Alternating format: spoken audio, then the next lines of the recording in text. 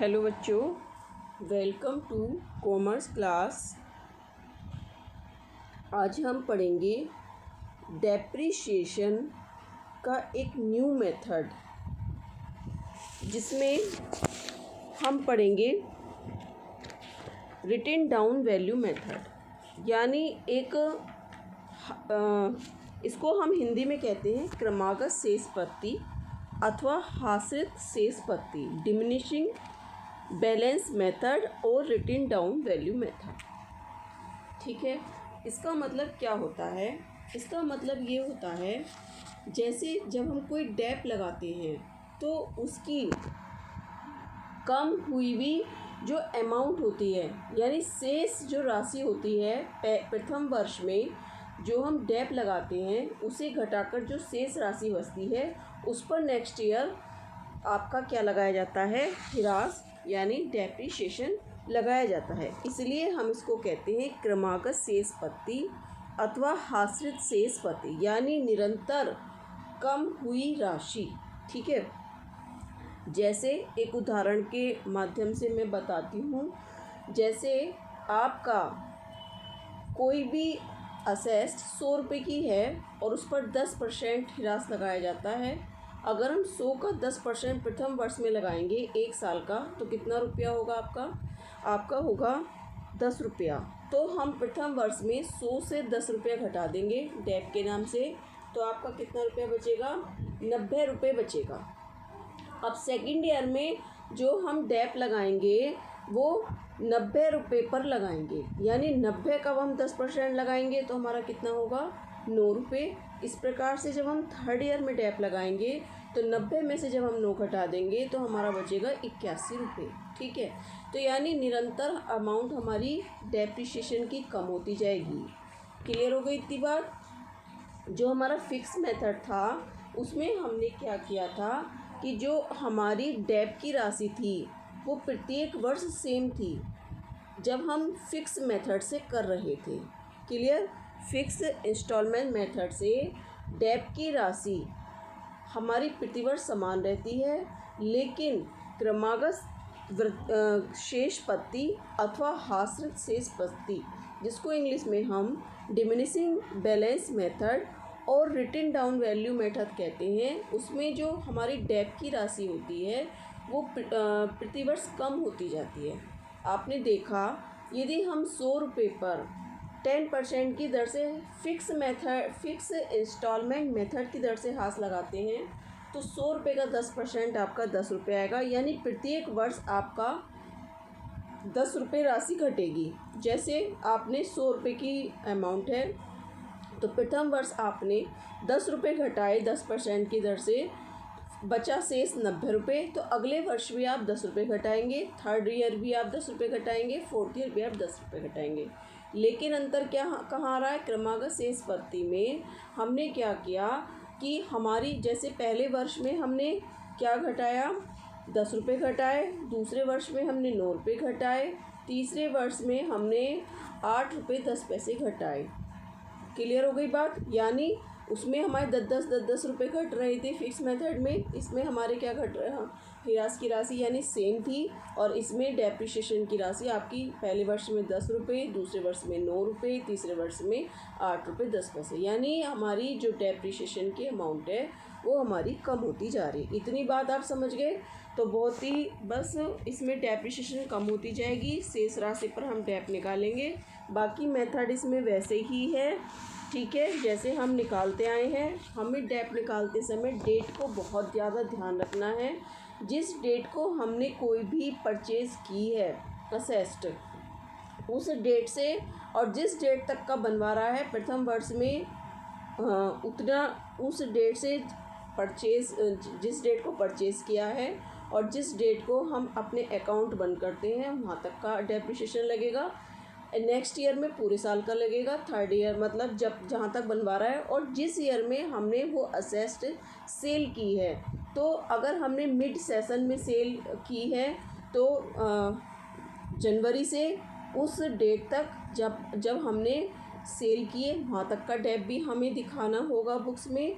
लेकिन यदि हमने 1 जनवरी को अपनी असेस्ट सेल कर दी किसी भी ईयर में तो हम डेप नहीं दिखाएंगे। लेकिन यदि हमने जैसे जनवरी में हम बैलेंस लाते हैं बीडी करके, और यदि हमने जैसे जनवरी में हम लाए वहाँ से सीडी का बैलेंस हम कहाँ लाते हैं, मान लिया 2015 31 दिसंबर 2015 को सीडी बैलेंस था, फिर 1 जनवरी 2016 को हमारा क्या होगा, बीडी बैलेंस होगा। तो यदि हम 1 जनवरी 2016 को ही बेच देते हैं तो हम डेप नहीं लगाएंगे इस पर। और यदि हमने फरवरी या मार्च या अप्रैल या मई, मतलब जनवरी के अलावा किसी भी सेशन में हमने वो बेची है, तो हम उतने ईयर का डेप लगाएं, उतने मंथ्स का, सॉरी ईयर का नहीं मंथ्स का हम डेप लगाएंगे। इतनी बात क्लियर हो गई। ये तो थी ओरल बात, लेकिन अब हम इसको प्रैक्टिकल वे में जब हम इसको क्वेश्चन सोल्व करेंगे तब हमको और अच्छे से समझ में आएगा। तो चलिए मैं इसका आपको क्वेश्चन करके दिखाती हूँ। तो आज हम पढ़ेंगे जो आपका क्रमागत शेष पत्ती है, इसका क्वेश्चन नंबर 6। तो देखिए जिसमें दिया गया है क्वेश्चन में, क्वेश्चन खोल लीजिए आप अपना। तो देखिए इसमें दिया गया है आपका 1 अप्रैल नहीं है, जमाल कंपनी ने 1,10,000 की लागत से कल एवं यंत्र क्रय किए, ठीक है, और यह निश्चय किया कि 15% से इस संपत्ति पर घटती हुई शेष पत्ती से ह्रास अपलिखित किया जाएगा। यानी देखिए जो हमारा असेस्ट है उसकी वैल्यू 1,10,000 है, 15% की दर से हमको ह्रास लगाना है। और देखिए इसमें क्वेश्चन में लिखा हुआ है घटती हुई शेष पत्ती, ठीक है, और 3 वर्ष का हमें बनाना है। अब इसमें ईयर का नाम दे नहीं रखा तो हम ऐसे ही लगा देंगे first year, second year, third year. तो चलिए अब हम इसका सॉल्यूशन देख लेते हैं।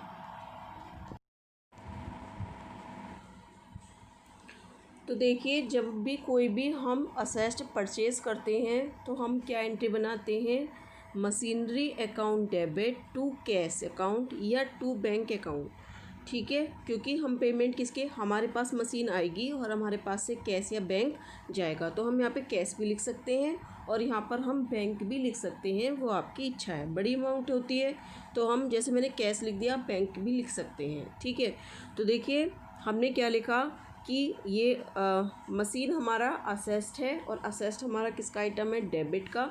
तो डेबिट साइड में ही हमने परचेज़ की एंट्री दिखा दी कि ठीक है, क्योंकि हम क्या बना रहे हैं, सॉरी देखिए यहाँ पे मैं लिखना भूल गई हूँ, यहाँ पे मशीनरी अकाउंट लिख देना, ये हम मशीनरी अकाउंट बना रहे हैं, ये लिख देना आप। तो आपने लिख दिया टू कैश अकाउंट, कितने की आपने मशीन परचेज़ की है, 1,10,000 रुपये की, ठीक है। अब देखिए इसमें ये नहीं दिया गया कि हमने किस डेट को ख़रीदी है, तो इसलिए हम पूरे साल का यानी फुल ईयर का हम इस पर डेप लगाएंगे। तो हम डेप्रिसिएशन कहाँ लगाएंगे, बाई साइड में लगाएंगे, ठीक है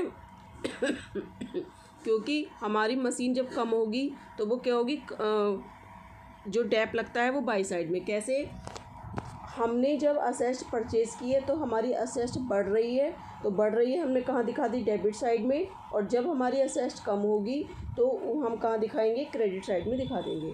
तो डेप्रिसिएशन के माध्यम से हमारी असेस्ट कम हुई है, इसलिए हम बाई साइड में दिखाएंगे, बाई डेप्रिसिएशन, क्योंकि डेप्रिसिएशन किसका आइटम होता है, क्रेडिट का। समझ में आ गया। अगर मशीन डेबिट का आइटम है तो डेप्रिसिएशन क्रेडिट का आइटम है। किसमें, कैसे, देखो हमने असेस्ट में डाली, डेप्रिसिएशन कहाँ, डेबिट में, और जब हम माइनस करते हैं डेप्रिसिएशन, हम क्या करते हैं, माइनस, इसका मतलब ऊपर डेबिट है नीचे क्रेडिट है, तभी हम माइनस करेंगे, ठीक है। अगर डेबिट डेबिट होगा तो हम उसको प्लस कर देते। क्लियर हो गई इतनी बात। तो हमने बाई साइड में लिख दी बाई डेप्रिसिएशन, 1,10,000 का 15% हमने निकाल दिया, तो हमारा कितना हो गया, 16,500, ये हमारा निकल के आ गया अमाउंट। तो इस अमाउंट को 1,10,000 को हम यहाँ ले गए, इसमें से हमने 16,500 हमने घटा दिया, तो हमारा कितना बच गया, हमारा बच गया 93,500। इस 93,000 को फिर हम इधर ले गए नेक्स्ट ईयर में, सेकेंड ईयर हमने लिख दिया है क्योंकि इसमें डेट नहीं दे रखी, टू बैलेंस बीडी 93,500। फिर से अब हम जो डेप लगाएंगे वो 93,500 पे लगाएंगे, और फिक्स मेथड पे हम 1,10,000 पे, अगर हमारा पहले साल में 16,500 आ रहा है तो सेकेंड ईयर भी हम 16,500 घटा दें, फिक्स मेथड में थर्ड ईयर भी हम 16,500 घटाते। लेकिन क्रमागत शेष पत्ती या रिटन डाउन वैल्यू में जो शेष घटाने के बाद डेप्रिसिएशन डेप्रिसिएशन घटाने के बाद प्रथम वर्ष में जो राशि शेष बचती है हम उस पर लगाते हैं। तो बाई डेप्रिसिएशन अब हमने 93,500 पे 15% लगा दिया, तो हमारा कितना आया 14,025। ठीक है, ये हमारा आ गया, ये हमने घटा दिया इसमें से। और अब देखिए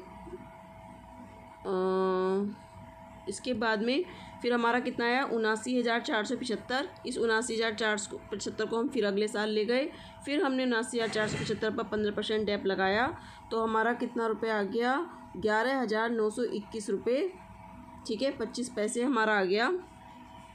और इसमें से हमने घटाया तो हमारा कितना आ गया 67,553 रुपये 75 पैसे हमारा आंसर आ गया। ठीक है, ये जो थर्ड ईयर में डेप आया है आपका, कितना आया है थर्ड ईयर में डेप, देखिए यहाँ पे थोड़ा दब गया ही आया है 11,921 रुपये 25 पैसे, ये थर्ड ईयर का डेप आया है आपका। ठीक है, और आपका जो बैलेंस अमाउंट बचा है वो बचा है 67,553 रुपये 75 पैसे, ये आपका बैलेंसिंग मेथड बचा है। तो देखिए यही आ रहा है आपका आंसर। तो देखिए क्वेश्चन सोल्व हो गया है, और ये तो बहुत ही सिंपल क्वेश्चन था। बस आपको ये याद रखना है, एक तो इसमें डेप्रिसिएशन निकालते समय एक तो आपको डेट का ध्यान रखना है, और आपको क्रमागत शेष पत्ती में जो आपकी घटी हुई शेष बची हुई राशि होगी प्रथम वर्ष में, अगले साल हम उसी पर ही डेप निकालेंगे। ठीक है, और डेप की राशि हमेशा क्रमागत शेष पत्ती में घटती जाती है। तो चलिए, आपको अगर उससे रिलेटेड कोई भी प्रॉब्लम हो तो आप मुझसे कमेंट करके पूछ सकते हैं। आपको प्लीज़ मेरा चैनल अच्छा लगा हो तो प्लीज़ इसको लाइक कीजिए। ठीक है, और सब्सक्राइब कीजिए, और बेल आइकन का बटन ज़रूर प्रेस कीजिए ताकि आपको मेरी अगली अपडेट मिल सके। Thank you.